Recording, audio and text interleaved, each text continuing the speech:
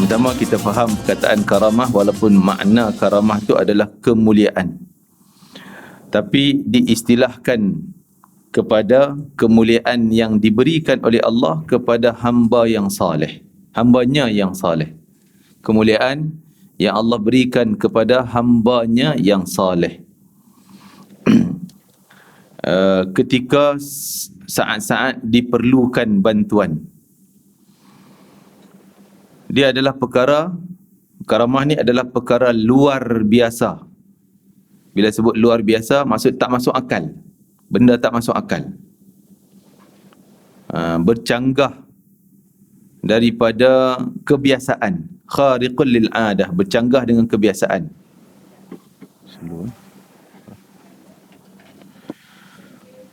Assalamualaikum warahmatullahi Assalamualaikum warahmatullahi wabarakatuh. Alhamdulillahi rabbil alamin, wassalatu wassalamu ala rasulil amin wa alihi wa sahbihi wa man nasarahu wa tabi'ahu walahu ila yaumiddin, amma ba'd. Muslimin dan muslimat rahimakumullah. Alhamdulillah, syukur pada Allah Subhanahu wa taala, kita diberi kesempatan, masa dan segala nikmat yang diberikan pada kita, kita gunakan untuk mentaati perintah Allah. Mudahan Allah tambahkan keberkatan, tambahkan rahmat dan juga maghfirahnya kepada kita, sehinggalah kita sentiasa berada di atas jalan hidayah yang lurus, sehinggalah ke akhir hayat kita dengan husnul khatimah saat kematian kita. Amin ya rabbal alamin. Kita sambung pengajian daripada kitab Mendidik Hati Mendekati Ilahi, muka surat 425, tajuk keutamaan ahli karamah, atau lebih senang kita faham dengan perkataan waliullah.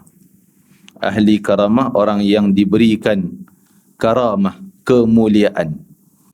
Yang pertama, kita faham perkataan karamah, walaupun makna karamah itu adalah kemuliaan, tapi diistilahkan kepada kemuliaan yang diberikan oleh Allah kepada hamba yang saleh, hambanya yang saleh. Kemuliaan yang Allah berikan kepada hambanya yang saleh. Ketika saat-saat diperlukan bantuan, dia adalah perkara, karamah ni adalah perkara luar biasa. Bila sebut luar biasa, maksud tak masuk akal. Benda tak masuk akal. Bercanggah daripada kebiasaan. Khariqul lil adah, bercanggah dengan kebiasaan. Benda yang luar biasa. Kalau benda tu berlaku kepada Nabi, ada dua. Satu, kalau berlaku pada kenabian sebelum jadi Nabi, Nabi sebelum dilantik jadi Nabi, berlaku juga benda pelik-pelik ni. Tak sebut, kita ulama tak sebut mu'jizat, dia sebut irhas. Irhas, benda luar biasa berlaku kepada bakal jadi Nabi dan Rasul. Dia belum dilantik lagi, mungkin zaman kanak-kanaknya, zaman lahirnya, hari lahirnya, sebelum tu, sebelum dan sebagainya. Termasuk ketika dia masih di perut ibunya, ada keanehan yang berlaku. Itu semuanya irhas. Kalau berlaku setelah dia dilantik menjadi Nabi Rasul, itu kita tahu mu'jizat. Ya. Dan kalau berlaku pada selain daripada Nabi Rasul, tapi orang saleh, namanya karamah. Kalau berlaku juga kepada orang biasa, dia tak nampak saleh sangat, biasa aja, orang biasa, mungkin berlaku keanehan juga, kan? Dan itu boleh menambah iman dia. Disebut ma'unah, bantuan. Ma'unah ni bantuan, pertolongan daripada Allah, kan? Contoh, berlaku aksiden, nampak kereta tu memang dah out, habis dah, boleh mati dah, tapi dia okey je. Itu mungkin ma'unah. Dan yang kelima, kalau berlaku pada orang kafir ataupun orang jahat, orang yang tak beriman langsung, iman terkadang mulut je, amalan tak ada langsung. Apa dia nama apa? Allahumma salli ala Muhammad. Lupa pula nak sebut perkataan tu. Ha? Istidraj. Ya betul. Istidraj. Supaya dia lebih kekal dengan jahatnya walaupun dia dapat benda aneh, sehingga dia mendabik dada, aku betul lah ni, aku baik lah sebab tu ni dapat pertolongan, orang lain tak boleh buat, aku boleh buat kan, padahal dia kafir kan. Itu adalah istidraj. Allah sengaja nak bagi dia jatuh lagi ke dalam apa? Dalam azab yang lebih teruk, dalam kekufuran. Ini istilah ahli karamah, ataupun kita lebih kenal, lebih terjemahkan sebagai para awliya, orang-orang saleh, para wali-wali Allah. Allah Subhanahu Wa Taala apabila menghendaki kebaikan bagi hamba, dia akan menampakkan kepadanya aib-aib diri. Para wali bila diberi karamah bukan untuk kebanggaan ataupun nak buat show kat orang, nak tunjuk aku punya hebat. Itu bukan karamah. Kalau dia kata, mai tengok aku nak tunjuk ni kehebatan aku, boom, buat benda yang luar biasa, itu berarti bohong. Mungkin sihir, mungkin istidraj, dan mungkin itu syaitan yang bantu dia. Tak ada para wali bangga, mai aku nak tunjuk begini jadi, kecuali dia menghadapi situasi, beberapa situasi. Yang pertama, kalau terdesak dah, tak jalan, kira akal orang kata memang tak ada jalan nak selamat, tiba-tiba boleh Allah beri bantuan. Seperti kisah sahabat Nabi Ala bin Al-Hadrami, nama dia Ala bin Al-Hadrami. Dia memimpin tentera, saya tak ingat zaman, tak salah zaman Sayyidina Umar kot. Dia sahabat Nabi juga, memimpin tentera nak pergi ke Andalusia, Spanyol sekarang kan, Spain. Tapi duduk di sebelah Morocco ni, Maghribi kan. Dia ada anjung tu yang jadi lautnya dekat kan, orang selalu naik feri daripada Spain ke Morocco, sejam lebih dah sampai. Laut Mediterranean tu, lain punya kawasan semua jadi luas, jauh, yang tu jadi dekat. Maka dia nak lintas, nak pergi ke sana. Kalau nak ikut jalan, zaman kuda tak ada perahu feri ni. Kalau nak darat, jauh lah, nak kena pusing mana hala sampai Palestin tu, jauh, terlalu jauh. Jadi dia orang nak juga pergi sana, bermalam dan munajat pada Allah Ta'ala, minta bantuan Allah, sehingga mereka berjaya jalan atas laut dengan kuda sekali, dengan kuda. Tapi dia pesan, jangan tengok-tengok, nak tenggelam ke tak, kalau tengok kan tenggelam sungguh. Tapi dengan syarat ketat lah, awalnya mesti dia cek, setiap seorang mesti buat sunnah Nabi, jangan tinggal walaupun kayu sugi, bangun malam, semayang sunat, ambil wuduk, kena ikut sunnah-sunnah yang telah ditentukan, buat segala sunnah, itu sebagai wasilah perantaraan nak dapat bantuan Allah. Maka buat sungguh, semua jadi, barulah dia nampak yakin semua dah laksanakan, baru hari itu seterusnya dia minta sahabat semua, kawan-kawan tentera dia lintas, dan jangan ragu-ragu dan jangan tengok-tengok. Lintas sampai seberang sana, barulah dia orang nak turun tengok kaki kuda tenggelam basah kat mana, kat lutut ke, kat paha kuda ke. Tengok satu bulu pun tak ada air, tak ada basah. Dan jalan atas permukaan laut. Ini bantuan kepada Ala Hadri. Cerita ni cukup banyak karamah pada sahabat. Para sahabat semua dikira wali Allah, semua orang soleh. Sahabat Nabi yang beriman, semuanya adalah wali Allah, semuanya adalah orang saleh. Itu pengiktirafan daripada Nabi, kullu ashabi udulun. Semua sahabatku ni adil belaka. Adil maksudnya saleh, tak pernah jahat, tak pernah menipu, semuanya baik. Itu pengiktirafan daripada Nabi SAW. Dan benda karamah ni, tadi kita kata terdesak. Yang kedua, bila nak kalahkan musuh, berdepan dengan musuh. Berdepan dengan musuh, nak kalahkan musuh. Kan? Nak kalahkan musuh. Juga kadang Allah beri karamah bantuan, dengan tujuan dia kalahkan musuh untuk kebaikan dakwah, kebaikan Islam dan sebagainya. Itu antara beberapa perkara, dan bukan nak bangga-bangga. Malah seorang imam mengatakan, kalau kamu nampak orang tu bangga dia boleh jalan atas air, boleh terbang atas angin, yakin itu dari syaitan, sebab dia bangga dengan benda tu. Para wali malu nak tunjuk karamah, malu. Kalau boleh jangan cerita ke orang, jangan cerita. Kalau orang yang nampak pun. Kan? Bukan untuk tunjuk show-show, nak tunjuk ke orang, nak cerita ke orang. Kalau masuk Facebook, saya boleh buat benda ni, itu mengarut itu. Tak ada karamah yang wali yang sanggup sebarkan benda tersebut. Ya? Malah mereka sentiasa tutup kelebihan diri sendiri. Tak nak tunjuk ke orang. Kalau orang ternampak pun, minta jangan sebarkan.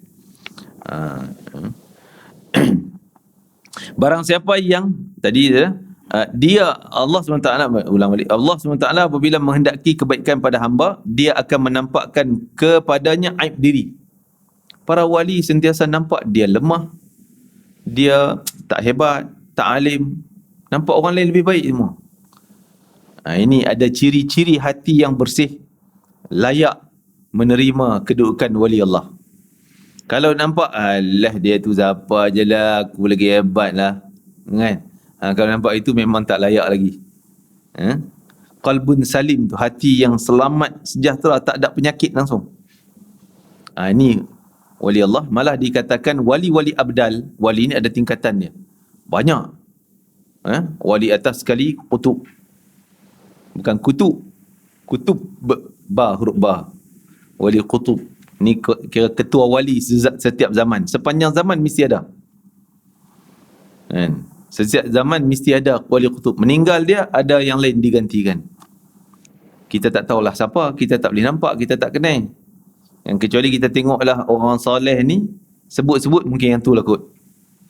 Kan? Jadi bawah dia ada lagi wali, saya mungkin tak ikut susunannya lah. Wali nujaba, wali abdal. Wali abdal 7 orang. Itu yang saya ingat lah. Wali abdal 7 orang. Dan meninggal seorang akan ganti yang lain. Mesti cukup-cukup 7 sepanjang zaman. Hari ni ada? Ada. Di mana? Wallahualam. Tak tahu siapa. Kita tak tahu siapa. Tapi wali abdal kebanyakannya orang Syam. Syam ni Syria, Palestin, Lebanon, Jordan. Tu semua Syam. Tu wali abdal. Dan kebanyakan wali abdal bukan kerana banyak amalan dia.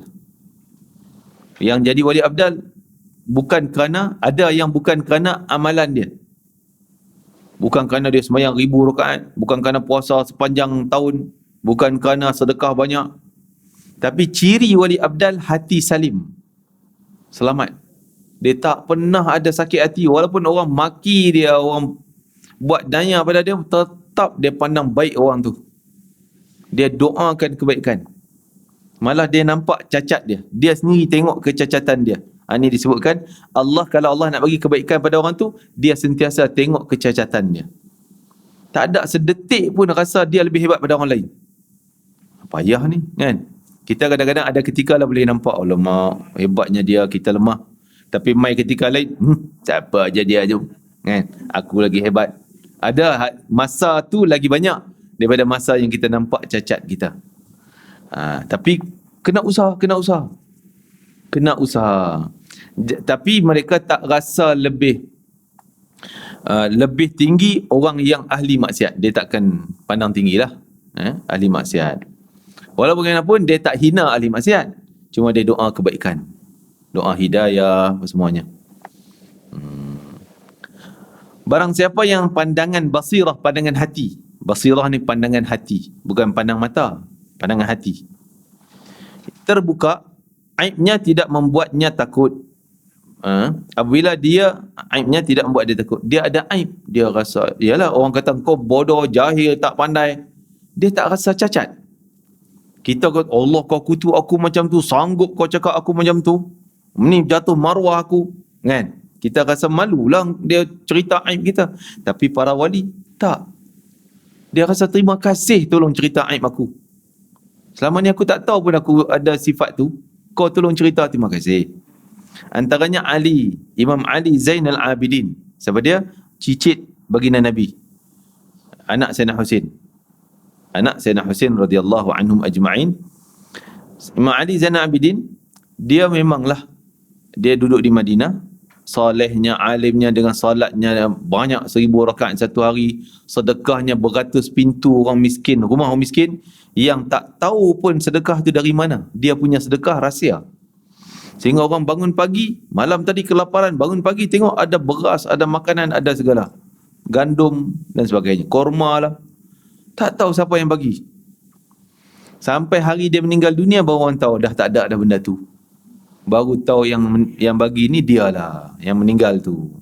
Imam Ali Zainal Abidin. Disebut sebagai sajak saya cerita itu kan. Okey, nak ceritanya dia ni, orang bila datang, orang ni cari jalan nak bagi dia marah, test nak bagi dia marah. Jadi pakatlah lomba kat luar tu, kalau kau boleh bagi dia marah melenting, kami bagi hadiah sekian. Pergi lah. Cabar mencabar. Masuk seorang tu daripada pintu Babus Salam, dia duduk di Raudah mengajar. Dia daripada jauh buat bising dan memalukan dengan cerita aib lah, kutuk. Terus Imam Ali Zainal Abidin berhenti. Diam, dengar. Dia makin dekat, dah habis modal dah gamaknya. Dah tak ada apa nak cakap dah. Dia kata, kau dah habis? Dah habis. Terima kasih kerana tolong dedahkan aib aku. Aku pun tak tahu aku ada benda tu. Kan? Dan dia suruh anak muridnya bagi hadiah, kumpulkan hadiah, bagi kat dia.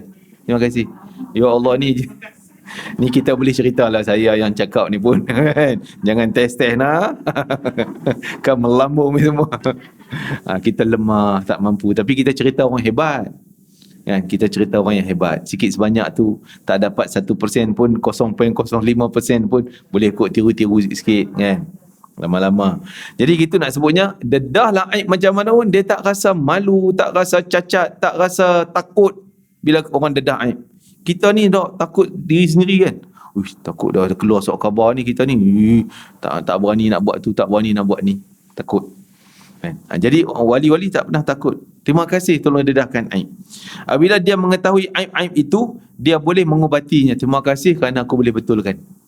Oh, aku tahu bahawa aku ni, baru tahu kata aku ni jahil, tak pandai, ataupun itu dan ini. Terima kasih, nak betulkan.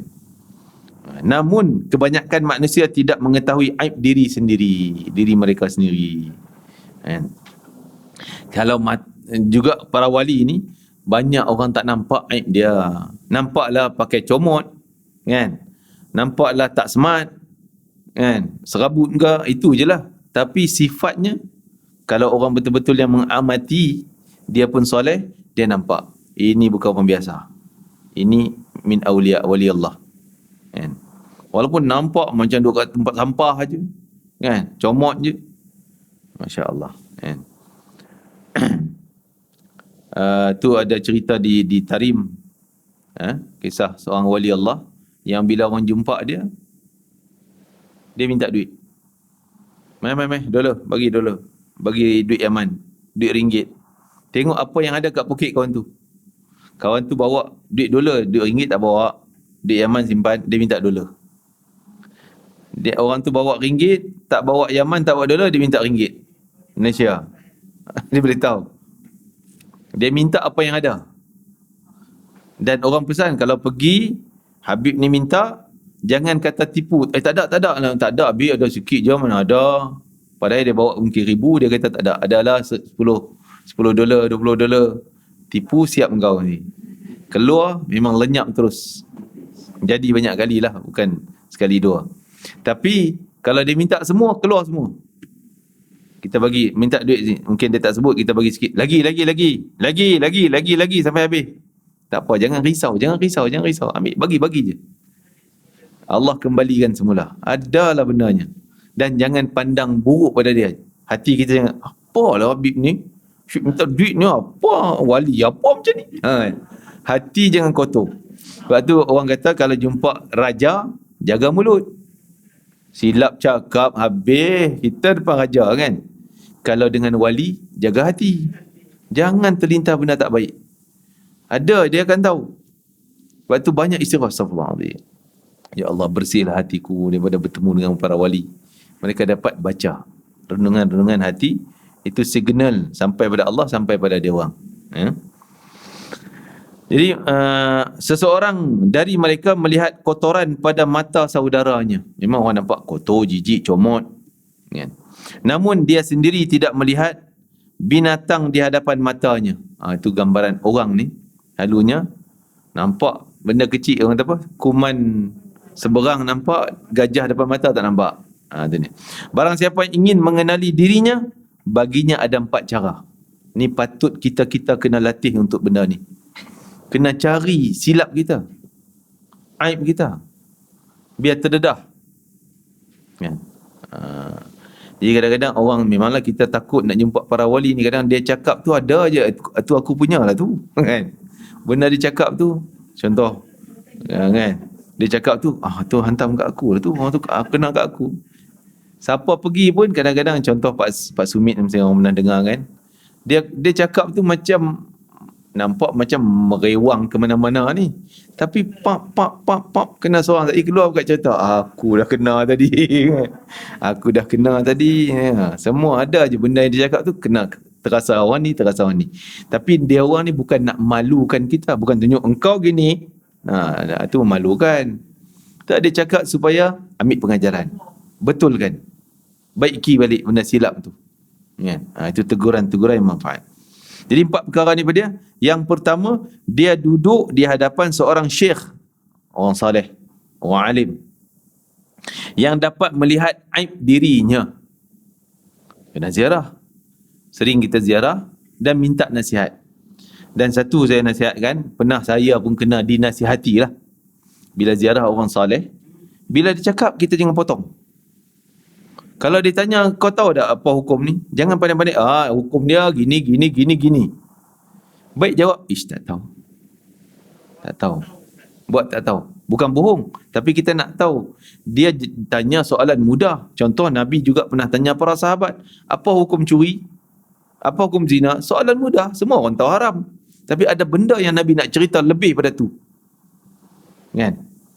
Jadi, begitu juga Imam Haddad, ketika anak-anak muridnya nak pergi ziarah seorang wali Allah, guru Imam Haddad, Habib Umar bin Abdul Rahman Al-Attas. Yang baca Roti Atas tu tahulah nama dia. Pergi ziarah, Habib Umar Abdul Rahman Al-Attas tanya soalan. Soalan mudah-mudah. Hukum yang apa haram, semua tahu haram. Semua tahu benda tu wajib. Jadi dia orang pakat jawab, hukumnya wajib, gini, haram, gini. Jadi balik Imam Haddad tegur, lain kali ziarah wali-wali, alim besar, dia tanya soalan mudah, jangan jawab tak tahu. Allah dan Rasul je tahu. Wallahu alam, contohnya. Sebab dia tanya soalan mudah, bukan nak suruh kita jawab. Dia nak bawa lagi jawapan yang mendalam yang kita tak nampak. Biar dia cerita. Dan pernah saya cerita tadi, bila ziarah seorang saleh, ada orang tu duk potong cakap dia. Oh macam tu Habib, kalau macam ni macam mana? Oh macam tu kalau macam ni. Kawan tu cakap tak habis lagi.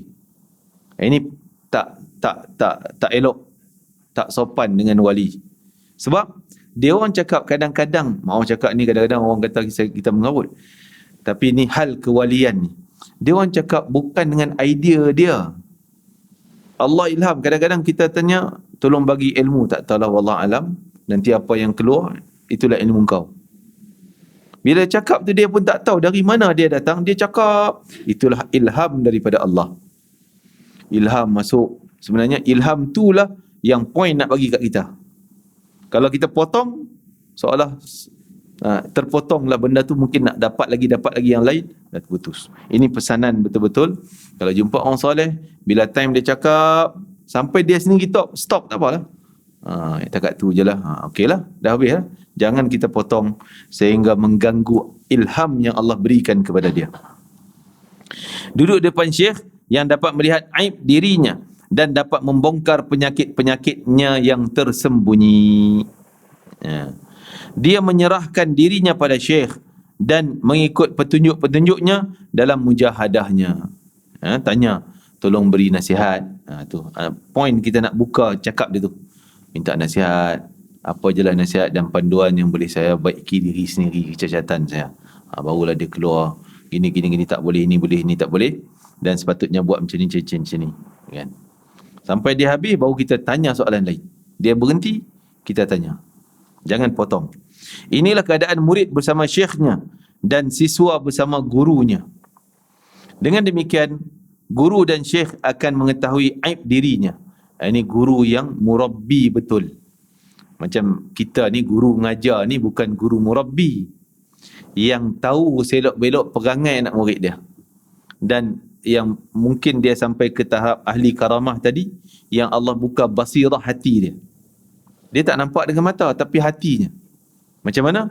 Ada idea yang Allah cakap, Allah bagi tahu gini gini. Jadi apa yang idea masuk tu lah benda yang nak tegur sesuai dengan orang depan ni.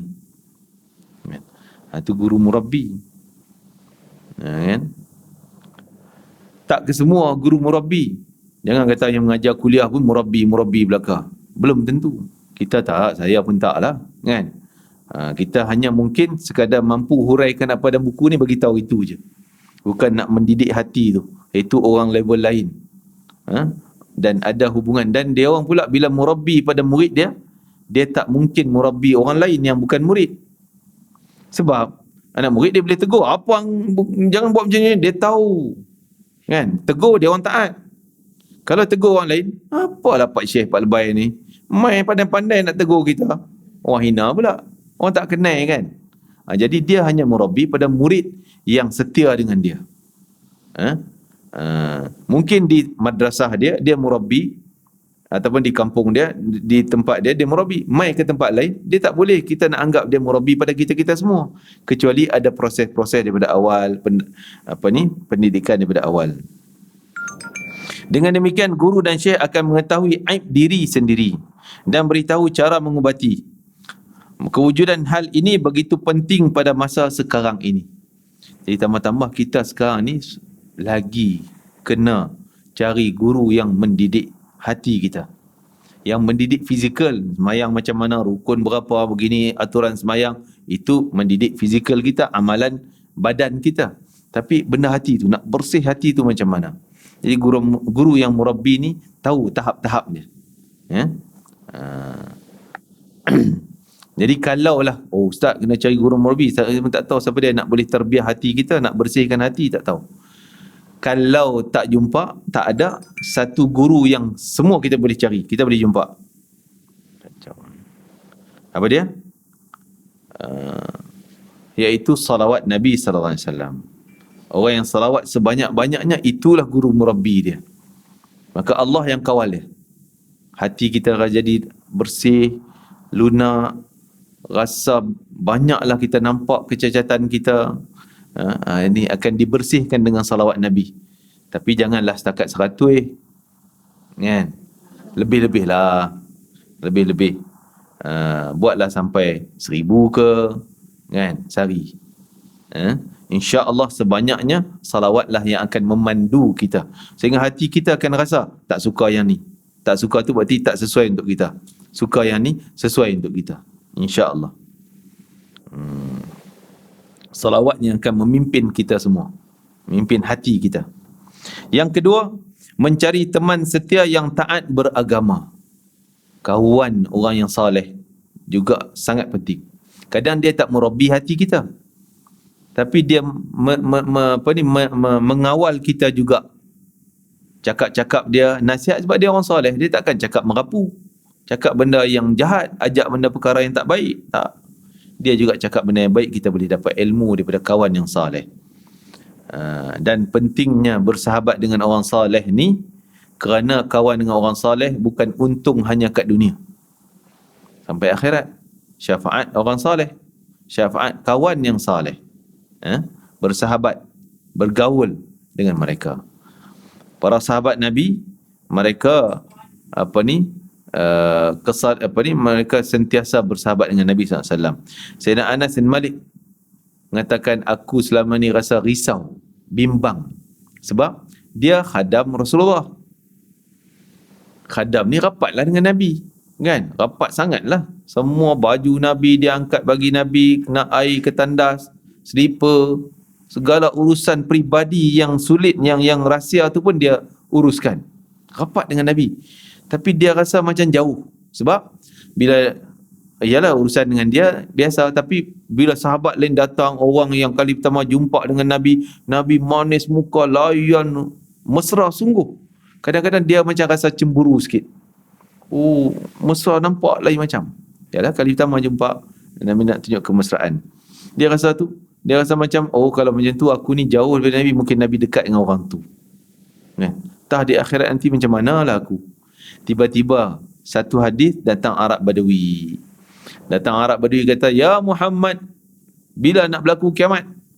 Nabi kata, "Apa yang kau siap sedia untuk kiamat?" Dia kata, "Tak adalah, cuma aku ni hubbullah wa rasulih. Aku ni sayang pada Allah dan Rasul dan suka tengok sahabat-sahabat engkau ni hebat dia orang." Nabi kata, "Al-mar'u ma'a man ahab." Orang tu akan bersama dengan orang yang dia cinta. Maka Sayyidina Anas meriwayatkan hadis ini, dia kata, aku dah seolah dah dapat jaminan bahawa aku akan dekat dengan Nabi kerana aku dengar hadis tadi. Seorang tu akan bersama dengan orang yang dia cinta. Dalam hati aku tak ada siapa yang lebih ku cintai kecuali Nabi Muhammad SAW. Seolah dah confirm dah, aku akan bersama dengan Nabi nanti. Tak risau. Kerana aku sangat cinta pada Rasulullah SAW. Dalam riwayat lain, yuhsyarul mar'u ma'a man ahab, akan dibangkitkan di mahsyar bersama dengan orang yang dia cintai. Walaupun kita tak pernah jumpa, tapi ada peluang saluran cinta kita kepada Rasulullah SAW. Tanda seorang tu cinta kepada satu benda, dia banyak nak ambil tahu hal orang tu, banyak cerita hal orang tu, ambil tahu latar belakang dia, mendalam siapa, sampai detail lah, nak tahu hal detail. Macam mana orang minat artis-artis kan, mesti baca biodata detail, kampung mana, lahir mana, masuk sekolah mana, keluar kena buang mana, semua tahu cerita, semua tahu. Tanda dia minat sangat orang tu. Sebab tu dia banyak korek dalam-dalam, sedalam-dalamnya kan. Jadi kalau tak minat, tak minat tahu, malas nak minat tahu, malas tak minat kan. Jadi minat kita kepada Rasulullah terbukti dengan kita suka dengar ceritanya, dengar cakapnya. Mana cakap Nabi? Hadis-hadis Nabi. Belajar apa yang Nabi suka, kita pun nak buat. Apa yang Nabi tak suka, kita nak tinggal. Cara Nabi buat macam ni, cara Nabi buat macam ni, sehingga para sahabat ada yang buah anggur, Nabi pernah dijamu buah anggur. Ketika sahabat ni ketika nak makan buah anggur, tanya Nabi makan buah anggur macam mana. Oh, kita mana ada nak tanya lah, ada ngap habis semua, tak ada nak tanya.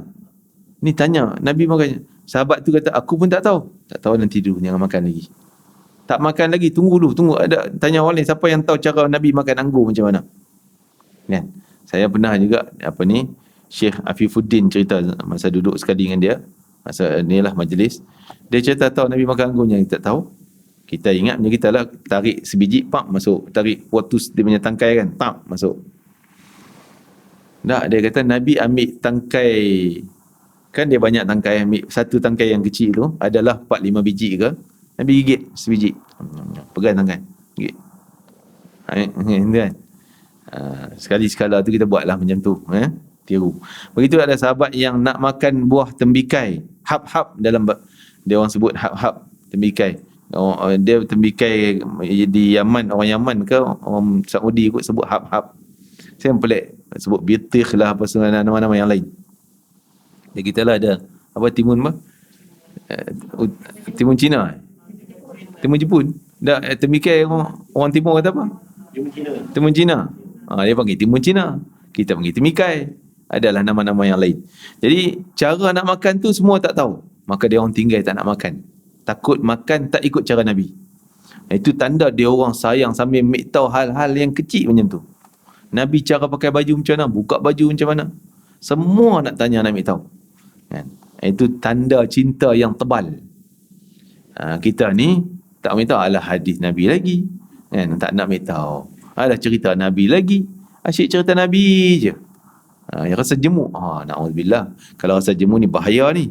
Kalau kita rasa jemu dan malas nak dengar dah cerita Nabi ni, banyak sangat dah. Nabi lahir macam mana, mukjizat Nabi begini dan begitu, banyak cerita dah, malas dengar. Ni bahaya ni, hati kita dah kotor karat sekaratnya tu, bahaya. Jangan jadi keras batu dah. Karat boleh cuci lagi, bila ada keras yang batu dah habis rosak. Jadi tanda keras yang batu, memang nampak benda yang baik tu tak baik, benda yang tak baik tu bagus. Tu terbalik dah. Jadi masih karat ni, okey lagi, boleh dicuci lagi. Cepat-cepatlah cuci. Okey, yang kedua, mencari teman yang setia, taat, beragama. Teman itu selalu mengawasi dirinya untuk mengetahui keadaan dan perbuatan. Kawan kita tegur, apa lah kau buat macam tu? Janganlah, tak boleh, haram ni. Benda ni makruh ni, benda ni tak boleh ni. Kan? Kadang-kadang kita rimah macam tu. Ada orang pula rimah, aku rimah betul dia asyik tegur halal haram, malah nak kawan dengan dia. Oh pula, rugilah tak berkawan dengan orang baik. Setiap kali menemui akhlak dan aib lahiriah dan batiniyah yang tidak disukai, ia akan mengingatkan kawan. Ini baru sahabat. Dia nampak benda tak betul, dia tegur, kau tak boleh buat macam ni, kena buat macam ni. Tapi kita, kebanyakan orang suka kawan, kalau buat maksiat, dia diam. Okey, kau nak buat melantak, buatlah, tak ada masalah, aku jaga, tak bagi orang nampak. Ini yang tak patut kita jadi kawan. Ini perangai syaitan yang suka sokong untuk kemaksiatan. Demikianlah yang dilakukan oleh orang-orang bijak, orang berilmu dan para pemimpin agama. Sayyidina Umar Al-Khattab radhiyallahu anhu pernah berkata, semoga Allah merahmati orang yang menunjukkan kepadaku aibku. Dia doa bagi orang yang tolong dedahkan aib dia. Terima kasih, mudah Allah rahmati engkau. Kawan tu kutuk Sayyidina Umar, dia doakan kebaikan. Salman Al-Farisi radhiyallahu anhu juga pernah bertanya tentang aibnya ketika datang seorang kepadanya. Dia bertanya, apa saja yang sampai kepada anda tentang diri saya? Ada tak orang cerita belakang-belakang lah, cakap-cakap tentang keburukan aku? Bukan kita nak hantam balik, bukan Salman nak hantam balik. Kalau ada orang cakap tentang tak baik, kalau kita dengar, ada si Mamat tu, fiak kau, jaga kau, kan? Cari jalan nak hantam balik. Tapi Salman bukan tujuan tu. Tujuannya nak tahu. Kadang-kadang orang depan tak berani cakap lah, dia sahabat, kan? Kok belakang-belakang dia orang beranilah cakap. Ada tak benda tu? Nak tahu dan nak betulkan. Sampai kepada anda, ada tak siapa yang sampai kepada anda tentang diri saya yang tidak anda suka? Mintalah agar saya boleh minta maaf. Kan? Saya akan maafkan dia. Tolong ceritakan. Kalau ada cerita tak baik tentang diri saya, tak apa, saya maafkan dia. Saya akan maafkan dia. Ia terus mendesaknya. Tolonglah cerita. Kan? Mungkin ada kot. Nak juga. Orang itu berkata, telah sampai kabar kepada saya bahawa anda menggabungkan 2 lauk dalam menu makanan anda. Habislah kita. Fail. Nasi lemak dah ada. Nasi lemak sebungkus dah ada 2. Telur, ikan bilis, timun, kacang. Banyak tu. Allahu Akbar. Memang kita dah tak layak nak duduk dengan dia orang ni. Kan? Dan bahawa anda mempunyai 2 pakaian. Allah. Kita bukan 2 pakaian, 2 almari. 2 almari tu sikit, Ustaz. Sikit 2 almari tu. 2 tingkat rumah, okey lah. Almari atas penuh, almari tingkat bawah lagi. 1 untuk siang, yang lain di waktu malam. Itu pun dia kira kecacatan dia. Kan? Kira cacat. Benda aib dia, yang patut dia betulkan. Apa ada yang lain? Lain pada tu ada lagi tak? Ada lagi tak? Tanya lagi. Tak ada. Itu je orang komplain. Dengan yang 2 ini, saya telah terasa puas dapat. Maksudnya, tahu kesilapan saya. Terima kasih. Puas hati dengar orang cerita tentang aib dia. Dan dia nak betulkan benda tu. Bukan nak hantam orang tu. Tak. Allahu Akbar. Ni amalan para sahabat, layaklah mereka yang Nabi kata, derma separuh biji tamar pun pahalanya hebat, takkan sama pahala besarnya walaupun kita dapat sedekah emas sebesar gunung Uhud. Tengok macam mana kehidupan dia bang. Jauh kita ni, kan? 2 helai pun dah kena komplain. Allahu Akbar. Kan? Makan 2 lauk pun dah kena komplain. Allahu Akbar. Ya Allah Tuhan. Apa dia? Ialah satu asas. Kalau dia orang roti lah, tu benda asas. Ada 2. Mungkin satu roti makan apa? Katalah kita jam, lepas tu ada kari pula, ada 2 tu. Kan? Kita lebih lah tu sikit kan. Dah kari, dah kebab dalam tu dah berapa dah. Dengan ayamnya, dengan sayurnya, dengan telurnya, dengan bawangnya. Dah banyak dah. Kan? Masya Allah. Ini dia lah kedudukan layak mereka ni min awliya, wali yang paling tinggi, sahabat Nabi yang dekat, dan orang yang pendokong Nabi SAW. Sangat-sangat tepatlah kemuliaan mereka kita puja, puji-puji dia orang. Sebab macam ni kedudukan dia. Walaupun zaman dia orang miskin kot Ustaz. Dia orang tak ada duit kot nak beli baju 3. Bukan Ustaz tak ada duit. Kaya-kaya. Abdul Rahman bin Auf, Masya Allah. Sayyidina Osman bin Affan, bukan tu saja yang memang kita kenal dia kaya. Ramai lagi sahabat lain yang kaya-kaya. Talha bin Ubaidillah, jutawan, businessman, kaya-kaya. Sahabat Nabi ahli syurga ni, yang Nabi bagi 10 orang jamin ahli syurga. Salah seorangnya Talha bin Ubaidillah. Tapi dia kaya. Tapi kekayaan bukan diri, bukan untuk diri. Kayaannya untuk bantu agama Allah dan sebagainya. Dengan yang dua ini saya telah puas, dia kata. Hudzaifah pernah ditanya seseorang. Orang itu berkata, anda adalah pemegang rahsia Rasulullah. Memang Hudzaifah Al-Yaman, dia ni Nabi cerita pada dia seorang je. Orang tu munafik, orang ni munafik, orang tu munafik. Sahabat lain semua tak tahu. Digelar dia sebagai penyimpan rahsia Nabi. Rahsia, apa Nabi nak cerita tentang orang tu tak baik, Nabi tak cerita pada orang ramai. Dia je. Kan? Anda adalah pemegang. Ni orang datang, salah seorangnya Sayyidina Umar datang pada dia. Mungkin ni cerita Sayyidina Umar datang tanya, ada tak Nabi cakap tentang mungkin aku munafik kat kau? Wahai Hudzaifah, kau penyimpan rahsia Nabi. Hudzaifah senyum je lah. Sayyidina Umar, takkan munafik? Kata tak ada, Nabi tak pernah cakap tentang tu. Cari Nabi puji yang semua orang tahu. Tapi Sayyidina Umar nak tahu pula orang lain munafik tak munafik, tengok Sayyidina Hudzaifah. Kalau orang tu mati, Hudzaifah pergi semayang, yakin dia beriman. Sayyidina Umar pergi. Kalau Hudzaifah ada kat Madinah tapi tak pergi semayang, ni tahu lah ni, yang mati tu munafik, Hudzaifah tak nak pergi. Dia ramai para sahabat jadikan Hudzaifah sebagai panduan. Apakah anda melihat, jadi orang tu dia kata, anda adalah pemegang rahsia Rasulullah SAW tentang orang-orang munafik. Apakah anda melihat pada diri saya ada tanda-tanda munafik? Ini mungkin kata-kata Sayyidina Umar ni. Itu kerana keagungan, kemampuan dan ketinggian kedudukannya. Demikianlah perhatiannya terhadap diri sendiri. Maksud orang yang ditanya tu nak ambil tahu semua. Kok ada silap aku tak kenal tak mana. Rasulullah bagi tahu rahsia kat engkau, tolong cerita. Semua orang nak cari aib diri sendiri, bukan daripada mata dia. Mungkin dia tak nampak, daripada orang lain. Mungkin orang lain nampak. Ini kawan ni. Maksudnya ada masih yang tajuk, cari kawan yang macam tu. Yang boleh, dia nampak, dia tegur. Kau tak boleh macam ni, kau kena macam ni. Jangan kita pula rimai. Aku malas nak kawan dengan dia, asyik tegur je. Jangan macam tu. Ini kerana keagungan, kemampuan dan ketinggian kedudukannya, demikianlah perhatiannya tak ada di sini. Ini tanda orang tu baik. Dia suka tahu, nak ambil tahu apa kesilapan dia. Orang tu orang baik, orang tinggi darjatnya. Setiap orang yang sempurna akalnya dan tinggi kedudukannya sedikit membangga diri. Tanda dia ni orang yang sempurna akal, orang yang pintar, orang yang tinggi darjatnya si Allah. Tandanya dia suka nak cari aib diri dia, nak betulkan. Dia tak pernah tengok hebat diri dia. Tak pernah nak dabik dada. Aku hebat, aku alim, aku banyak amalan. Kalau masih ada sifat tu, berarti terbalik dia.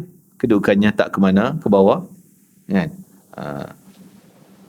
Membangga diri, namun besar perhatian terhadap dirinya. Tak, dia tak bangga diri, tengok dia perhati silap tak mana. Hanya saja hal ini sukar, memang bukan senang. Bukan senang. Nak bersih hati kita tu, nak bagi nampak kita punya silap, bukan senang. Banyak kita duk tengok silap orang. Dia tu teruk, dia ni teruk, dia ni macam ni, dia ni macam ni. Engkau macam mana? Tak cerita. Kan? Sendiri punya tak nak cerita. Jadi bukanlah nak suruh kita cerita aib kita pada orang. Itu pun tak boleh. Jangan. Saya punya keaiban, saya begini, gini tak baik. Jangan. Benda aib ni kita tutup. Aib orang pun kita tak nak cerita-cerita, sebar-sebar, aib kita pun tutup. Jangan sebar-sebar. Biar kita tahu silap, kita betulkan. Kalau orang nampak pun, kita ambil panduan, betulkan. Sedikit di antara teman-teman anda yang meninggalkan penipuan dan meninggalkan hasad. Tinggalkan kesan penipuan. Dia tipu, lah kau tak ada apa-apa lah, kau baik. Dia bodek ni ada benda lah ni. Kan? Ni bukan kawan yang sebenar. Dia syek puji, walaupun silap macam mana, puji. Tidak lebih dari kadar yang diwajibkan. Tidak luput sifat hasad di antara teman-teman anda atau orang yang mempunyai maksud melihat apa yang bukan aib sebagai aib. Jangan macam tu. Orang tu nampak aib kita tapi dia puji. Dia tak nampak itu sebagai aib. Ini bahaya punya orang ni. Kita baguslah dia puji saya, dia baiklah, dia hati baik. Nampak dah aib kita tapi dia tak cerita itu aib, dia cerita itu kebaikan. Contohnya dia sombong. Baguslah engkau, beranilah hantam sikit dia orang tu, bagi sikit, pukul sikit, maki sikit dia orang tu. Dia puji pula kita maki orang. Ini tak kena. Kawan yang tak kena.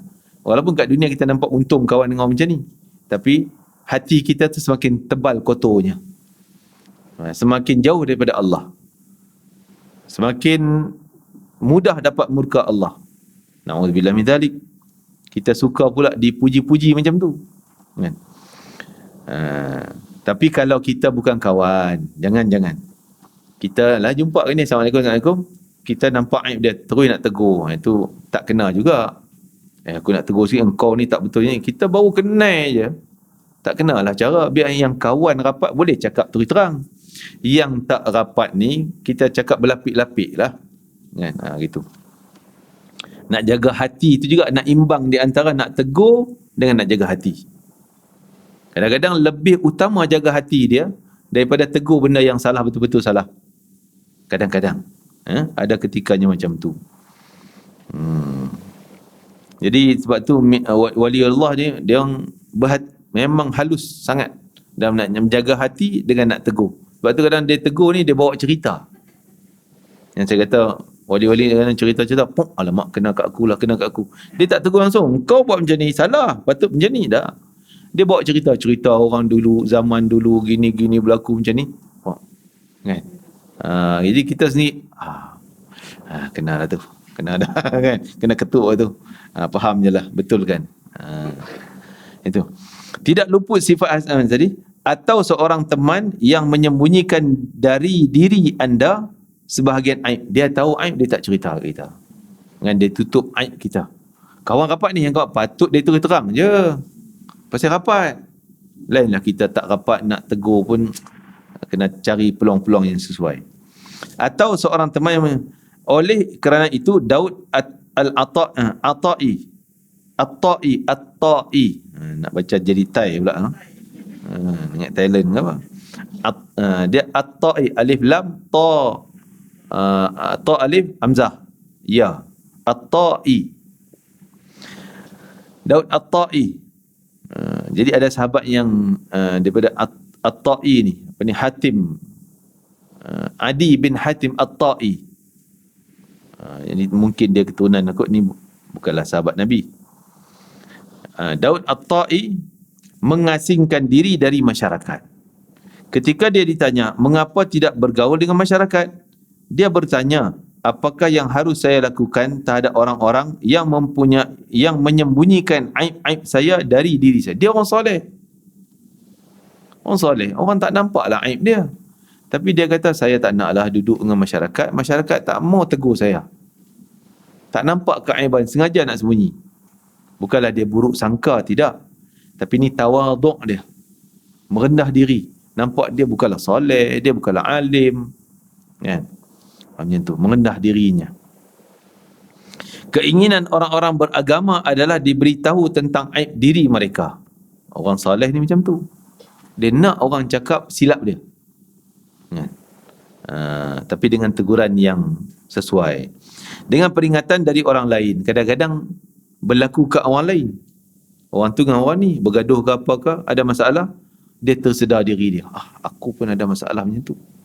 Dia sedar diri dia. Namun hal ini sering membuat kita marah kepada orang yang menasihati kita. Ini kebanyakan orang. Dan beritahu kita akan aib diri kita. Marah. Engkau ni asyik nampak tak baik aku je. Ia menunjukkan kelemahan iman kita. Tu kadar iman. Macam meter minyak tu. Sampai tahun ni F, penuh minyak kita. Sampai E, kurang minyak kita dah. Nak habis dah. Begitu juga nak tahu iman kita ni suka tak membetulkan keaiban kita sendiri. Kalau tak suka, orang cakap, apa asyik kutuk orang ni, asyik nampak tak baik aku je. Kan? Nampaklah minyak kau dah E tu. Iman kau dah hampir E dah. Saya silap dah lilap dah, blanking dah. Sebab akhlak tercela merupakan ular kalajengking yang akan menggigit diri sendiri. Akhlak tak baik tu, tak mau tengok kepada keaiban diri, silap diri. Kalau seseorang mengingatkan kita bahawa di bawah baju kita ada kalajengking, nescaya dia senang hati. Terima kasih ya. Ada kalajengking nak patuk engkau tu, ada ular dekat kau. Terima kasih lah, takkan kita marah dia. Kan? Ni patut kita merenung hal ayat ni. Orang tegur kita silap, engkau ni sombong sangat, rendah diri sikit, gini. Terima kasih. Seolah dia bagi tahu kalau jengking duduk dekat kaki kita nak patuk. Terima kasih lah. Kan? Jadi orang yang bodoh je kata, apa ni kau nak beritahu kalau jengking, biarlah dia patuk aku. Bodohnya orang tu. Nescaya dia senang hati dan bahagia kita menurutnya. Kita sibuk menyingkirkan dan membunuh kalajengking itu. Kita dah nampak, pasti kita akan selamatkan diri kita, bunuh kalajengking tu. Orang tegur kita, engkau ni tak betul yang ni. Oh, terima kasih, saya betulkan. Itu sepatutnya. Tapi memang benda ni bukan senang. Perlu latihan demi latihan. Memang kita hidup dengan kesombongan, kita hidup dengan bangga kepada apa yang kita ada, tak nampak kepada ini semuanya milik Allah. Kita nampak ni milik aku. Kan? Ini semua penyakit ni, penyakit yang menyebabkan kita tertutup, tak nampak keaiban kita, tak mau tahu pun aib aku. Kan? Ini penyakit ni.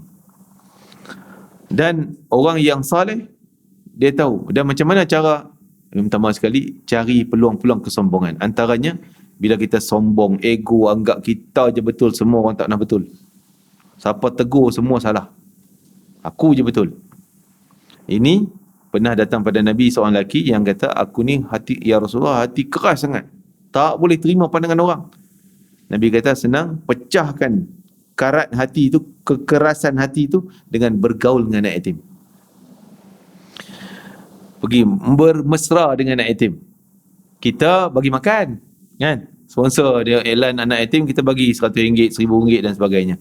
Bagus, itu dapat pahala. Tapi tak dapat faedah untuk melembutkan hati. Kalau nak, dia sendiri. Contoh, dia buat makanan, dia sendiri serve, tengok karenah budak-budak ni kan, macam-macam, tumpah sana, tumpah sini, dia layan dengan baik. Baru hati dia akan jadi lembut, lunak, mudah bersih, cepat bersih yang tu. Ya. Selain pada renungan Al-Quran. Itu juga salah satu pembersih. Kelorok lah kita kata, kalau kotor sangat ni, buh kelorok bagi bersih. Kan? Bagi mudah hilang karat-karat tadi. Antaranya banyak baca Quran. Dan lagi zikrullah. Lebih-lebih lagi salawat kepada Nabi SAW. Kerana salawat Nabi mampu menghidupkan benda yang mati. Hati kita mati, karat banyak, mati dah nak mati dah, mampu hidup dengan salawat. Seperti mana Nabi sendiri, cinta kepada Nabi mampu menghidupkan benda yang mati. Cerita pokok kurma yang mati, tunggul mati kan. Pokok kurma mana boleh hidup? Tunggul dah, bukanlah ada akar apa semua, tunggul. Dah potong akar dia. Tapi Nabi duduk situ selalu boleh menangis, hidup balik. Batu, memang batu, mana nampak hidup dia. Tapi boleh bagi salam pada Nabi kerana sayang pada Nabi. Jadi semua yang berkaitan Nabi, baca kisah Nabi, salawat pada Nabi, mampu membersihkan hati kita. Zikrullah tadi ni lebih khusus adalah salawat pada Nabi SAW, Al-Quran, dengan anak yatim dan sebagainya. Jadi sebaik-baik dengan anak yatim tadi, kita sendiri yang serve dia orang tu, layan dia orang tu, bermesra dengan dia orang. Yang bagi duit saja dapatlah pahala tapi tak dapat faedah yang tadi. Masya Allah. Apa ni lagi? Mana tadi? Sedangkan akibat akhlak tercela, akhlak tercela terhadap lubuk hati dikuatiri akan kekal setelah kematian untuk selama-lamanya. Hati yang buruk tadi, akhlak yang tak baik akan kekal sampai akhirat. Walaupun badan dah mati. Kerana Nabi kata, orang yang paling dekat dengan aku adalah orang yang paling lemah lembut akhlak dia. Paling mulia akhlaknya. Lagi mulia akhlak dia, lagi dia dekat dengan aku. Kan? Dan dalam hadis yang lain, antara benda yang menjadi pemberat timbangan pahala yang paling kuat, mudah berat pahala adalah akhlak yang baik. Kan? Banyak orang, dia nak derma, buat kebajikan, bagus, tu memanglah pahala. Tapi tak boleh lawan dengan orang yang hatinya, akhlaknya baik. Ada orang boleh bagi tapi mulut pun lebih kurang je. Apalah ni, malas nak bekerja, popek, hantam juga. Sedangkan Al-Quran dah tegur, la tubtilu sadaqatikum bil manni wal adha. Jangan kamu batalkan pahala sedekah kamu dengan cara kamu ungkit-ungkit dan menyakiti orang. Bagi juga tapi mulut, apalah kau malas, kutuk. Sakit kawan tu, tak apalah, aku nak duit punya pasal, dia punya lah. Jadi jangan menyakiti orang. Habis pahala sedekah kita. Kan? Ni akhlak buruk. Sedekah banyak, semayang banyak, bagus, semua bagus, tapi akhlak buruk. Mulut jahat, hati jahat, kotor. Habis semua nilai-nilai pahala kita tadi, cair habis semua. Tapi kalaulah, kan Allah Ta'ala sebut, qaulun ma'rufun wa maghfiratun khairun min sadaqatin yatba'uha adha. Cakap baik-baik, akhlak mulia, dan keampunan Allah itu lebih baik daripada engkau bagi sedekah tapi menyakiti orang. Tak mampu nak bagi, tapi baik, akhlak baik, ini pahala lagi berat. Akhlak yang baik. Jadi berarti akhlak yang buruk membinasakan sampai akhirat. Jauh lah. Timbangan pahalanya mungkin banyak amalan buat, tapi kerana akhlaknya yang jahat, habis cair, habis lebur semua. Itu disebutkan mana tadi? Sedangkan akibat akhlak tercela terhadap lubuk hati dikuatiri akan kekal setelah kematian untuk selama-lamanya dan selama ribuan tahun. Namun kita, jadi ialah bila kita mati, orang pun sebut dia ni lega lah, aman dunia pasal si jahat tu dah mati dah. Dia dah habis dah, senang kami, lega kan? Orang duk maki, duk cerita jahat dia sampai bila? Ni akhlak buruk. Cuba orang yang akhlak baik, walaupun tak ada lah kebajikan, harta dia buat masjid ke buat, tak ada, dia miskin hidup, tapi orang kenang, Allah dia baik hati, cerita baik kan? Orang akan cerita akhlak dia. Namun kita tidak terasa senang terhadap orang yang mengingatkannya. Ni kebiasaan kita, kebanyakan orang tak rasa senang orang duk cerita hal kita tak baik ini, duk tegur-tegur, tak suka. Dan tidak sibuk untuk menghilangkannya. Kita tak peduli pun, tak peduli. Orang cerita, tak tahu je lah. Dia kata kita sombong, dia kata, ngarutnya tu. Kan? Tak ambil tahu pun, kok ada sungguh. Bahkan kita mengerjakannya sebaliknya. Lalu kita berkata kepadanya, kamu pun melakukan ini. Alah, kau cakap lebih, engkau pun lebih kurang aku je. Kan? Selalu ayat macam tu lah. Engkau lebih teruk pada aku lagi lah. Kan? Tak mau cerita tentang silap diri. Ini semua indikator meta nak tahu iman kita tinggi, tebal atau nipis. Kan? Allahu Akbar, Masya Allah. Kita tak sedar hal tu. Terima kasih pengarang kitab kita ni, tolong bagi teguran pada kita supaya kita ni berubah sikap. Ya? Tapi saya pesan, jangan kita cerita aib orang, jangan cerita aib kita pada orang. Tutup juga. Kena tutup juga. Jadi kita je yang tahu, kita je yang dapat betulkan. Justru kita memusuhinya, musuhi orang yang tegur-tegur tadi, daripada mengambil manfaat daripada nasihat dia. Hal itu merupakan kekuatan hati yang buahnya adalah banyaknya dosa. Hal itu merupakan kekuatan hati yang buahnya adalah banyaknya dosa. Pangkal dari semua itu adalah kelemahan iman.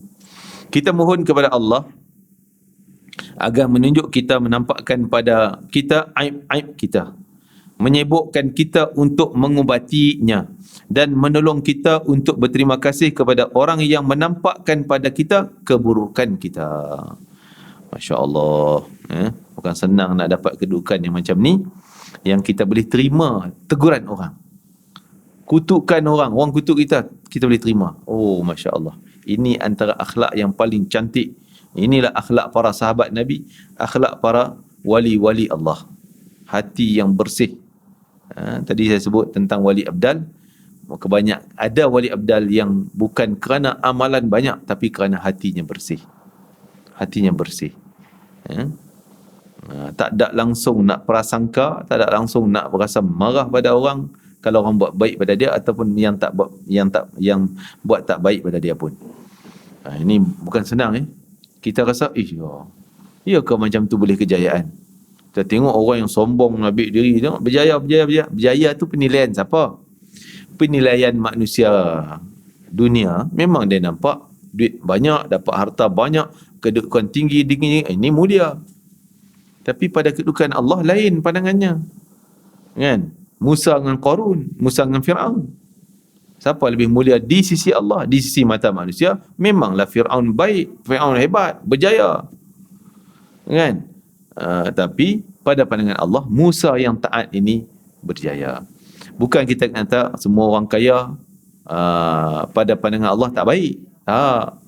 Tengoklah, ada je yang kaya tapi akhlak pun Masya Allah, baik hati. Kan? Dia seimbang benda tu, dan dia orang yang untung dunia akhirat. Orang yang paling hebat kejayaannya. Ya. Okey, yang ketiga, sikit lagi, mengetahui aib dari ucapan musuh. Pula kita musuh ni memang kita tak nak dengar punya. Dia memang duk benci kat kita. Memanglah dia cerita yang tak baik je. Kan? Tapi para salihin, para ulama tadi, macam Salman tadi, tanya, ada tak orang belakang yang tak suka tu cakap apa kat aku? Ni musuh-musuh lah kan ni. Kan? Masya Allah. Sebab pandangan kemarahan akan menampakkan keaiban kita, keburukan kita. Time dia marah, dia hantam bom. Betul kot, dia yang cakap tu tak ada. Ini orang saleh, wali Allah. Kan? Kita ingat memanglah time dia marah tu, dia hantam, dia mereka-reka je tu. Bukan betul pun, kita tak ambil endah pun. Tapi orang saleh, dia cakap benda tu, aku mungkin ada pada aku. Betul kan? Akan menampakkan keburukan dirinya. Kadangkala seorang memperoleh manfaat dari musuh yang membenci dan menyebut aib-aibnya lebih besar daripada manfaat yang dia dapat diperoleh daripada teman yang selalu memuji-muji dan menyembunyikan aibnya. Kadang-kadang dia kata Imam ni, Masya Allah, Imam Ghazali katakan, orang yang kita dapat ilmu banyak daripada musuh, mungkin lebih banyak daripada kawan-kawan rapat kita duk tegur kita, ya. Hanya saja watak manusia mengingkari musuh, dan apa yang diucapkannya menimbulkan sikap hasad. Banyak orang yang tak suka. Memang kita lah. Memang mana suka dengan orang yang benci. Memang dia benci kita, musuh kita. Dia cakap apa pun kita tak akan ambil tahu lah. Biar je lah, abai kan. Sebab dia memang benci kita. Kita anggap macam tu. Akan tapi orang yang terbuka mata hatinya, basirah, mata hati celik, hati terang, tidak mengabaikan manfaat daripada ucapan musuh. Musuh cakap apa? Ambil pengajaran. Mungkin ada baiknya. Mungkin ada yang tak kena pada kita yang dia cakap macam tu. Kerana keburukannya pasti tersebar melalui lisan mereka. Kawan-kawan mungkin tak berani nak cerita tentang aib kita. Tapi musuh dia tak takut, dia hantam je. Yang tu kita ambil. Allahu Akbar. Bilalah nak sampai ke tahap ni kita ni kan. Masya Allah. Tapi kita itulah belajar daripada orang-orang yang telah berjaya di kalangan, memang mereka awliya. Imam Ghazali min awliya illahi salihin, pengarang kita, dan itulah pengalaman yang menunjukkan jalan yang menuju kejayaan, jalan menuju kejayaan. Jadi kita memang mata kita kabur, hati kita kotor lagi, kita nampak macam tak buat nak betul je ilmu dia orang ni. Takkanlah nak ambil tahu daripada musuh, kan? Pasal mata kita kabur. Macam kita bagi tahu kat orang buta, kan? Buta mata tak nampak. Tanya dia gajah yang mana? Pegang. Gajah ni nipis tapi lebar besar. Dia pegang telinga. Gajah ni kurus panjang, belakang ada bulu sikit. Dia pegang ekor. Kita beritahu tak, gajah gini-gini. Mengarutlah, aku pegang sendirilah. Kan? Aku sentuh dengan tangan aku tahu lah. Dia nipis gitu je, macam kertas je. Rupanya pegang telinga. Kan? Sukar dia nak faham. Jadi kita ni mungkin di situ yang mata kita tertutup, mata hati. Orang beritahu gini, ya kau boleh berjaya kau macam tu. Tapi yakinlah bahawa ilmu orang yang berjaya, pasti kalau kita ikut langkah-langkah tu, kita akan berjaya. Kita betulkanlah kesilapan kita dan apa yang ada kekurangan pada kita, insya-Allah. Kita azam untuk jadi orang yang soleh, cari jalan untuk baiki kesilapan kita, pandang keaiban kita, ambil tahu tentang teguran-teguran orang lain, mudah-mudahan akan membersihkan hati kita yang berkarat, yang kotor, sehingga kita nampak sebenar-benarnya jalan yang berjaya. Allah alam, kita akan sambung nanti yang keempat tu, ya. Tanda di situ muka surat 423. Ya, silakan. Pengalaman jumpa wali Allah. Saya ikut orang lah. Ikut orang jumpa wali Allah. Saya pun tak tahu dia wali, tapi kerana orang soleh, kita ikut rombongan sekali. Dia orang ni cakap dia wali, kita pun yakin. Antaranya yang ada di Malaysia, tapi meninggal, tapi alhamdulillah saya dapat jumpa. Selain dapat sumit tu, memang kita tahulah dia min aulia. Ada lagi di Kedah, tapi dia sekarang ni dalam Facebook, orang kawan-kawan sebut kata dia tak nak, ni lah COVID ni kan, tak nak terima tetamu. Dulu punya ramai datang tetamu, semua orang soleh-soleh, alim ulama semua datang melutut dengan dia. Dia nampak biasa, tak pakai kopiah, kadang tak pakai baju pun. Jadi luaran orang nampak alah macam orang tua tak buat nak betul kan. Tapi orang yang ada basirah tadi nampak lain, macam lain dia. Ada benda lain. Dia yang tadi saya kata, kalau kita duduk 4-5 orang, dia cakap lah, ni Baghdad dulu gini, cerita dulu, pak, alamak, kena agak aku. Ini bukan agak aku, kena agak aku. Kan? Semua pakai terasa. Teguran-teguran tu. Tapi bukan cara memalukan, tidak. Sampai ramai datang ziarah, dia buat timetable. Ziarah macam waktu pejabat pula. 8 pagi sehingga pukul 12. Ni waktu rehat. Petang sambung ziarah. Punya ramai sangat orang datang. Itu antaranya masih hidup. Kalau peluang pergi, dia lelaki perempuan boleh pergi. Minta izin je lah. Kan? Minta izin dia. Boleh pergi ziarah. Tapi jaga hati, saya sebut tadi. Niat apa tujuan pergi ziarah. Kalau tujuan nak tunjuk kita baiklah sikit kan. Kita dah baik jumpa pak wali-wali ni. Jangan. Niat yang tak elok akan terbongkar benda yang tak elok nanti. Niat kerana Allah, ikut sunnah Nabi, nak menyayangi, mencintai orang saleh. Itu antara asas kita niat jumpa para wali. Taat perintah Allah, ikut sunnah Nabi, mencintai orang-orang yang saleh. Dan juga mungkin kita tambah nak betulkan kesilapan, nak dapat keberkatan, nak dapat rahmat Allah, kasih sayang Allah dan Rasul, ziarah mereka. Dan antara yang dah meninggal, Habib Ali lah. Habib Ali bin Ja'far Al-Idrus Batu Pahat. Meninggal dah tahun, saya tak ingat tahun tepatnya, 2000 lebih lah. Di Batu Pahat. Itu pun macam tu juga, pakaian dia, ya Allah, baju Melayu, tapi jahit tangan ni. Melayu jahit tangan. Kopiah ni kopiah masam je, kopiah, yalah nampak buruk lah.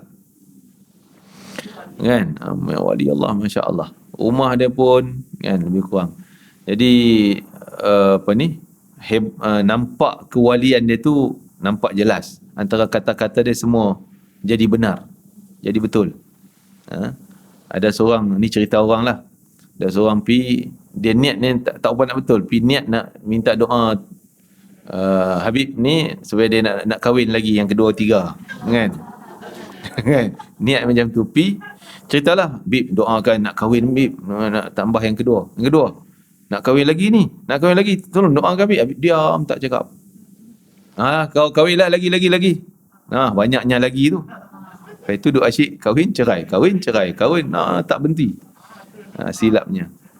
Jadi itulah kesilapan hati, niat yang tak betul, maka akan nampak benda yang tak betul. Dia ada seorang student orang Yaman, dia ni dah biasa dengan hal-hal wali ni, Masya Allah. Dia belajar UAE, nak balik ke Yaman tak ada duit. Jadi dia hutang orang, naik bas pergi ke Habib Ali Batu Pahat. Pergi dia tak cerita tak nak minta duit apa semua, tapi nak ambil barakah lah, apa ni, nak widang selamat tinggal ni dah lama nak balik ke Yaman. Pergi, Habib bagi duit kat dia punya banyak. Bagi duit kat dia. Nah. Masya-Allah. Ya. Jadi tak tahu duit tu dari mana, kita pun tak tahu. Dia selalu kata nanti tunggu kejap Dia masuk rumah keluar okey. Kan? Jadi kita pun tak tahu. Itulah kedudukan orang-orang saleh. Banyak lagi sebenarnya yang tersembunyi, yang mastur. Ada wali yang mastur. Wali mastur ni kita tak nampak dia wali.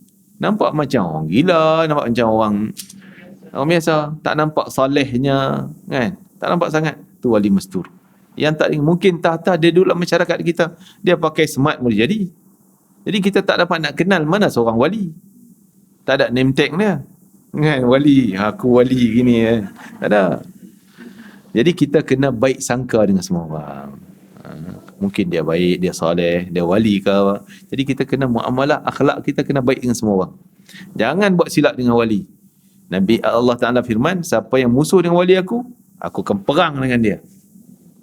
Walaupun kita tak kenal dia wali, kita kutuk, siap kita kena perang dengan Allah. Itulah wallahu alam. Jadi kalau di Yaman tu banyaklah cerita-cerita min auliya illa salihin. Ya.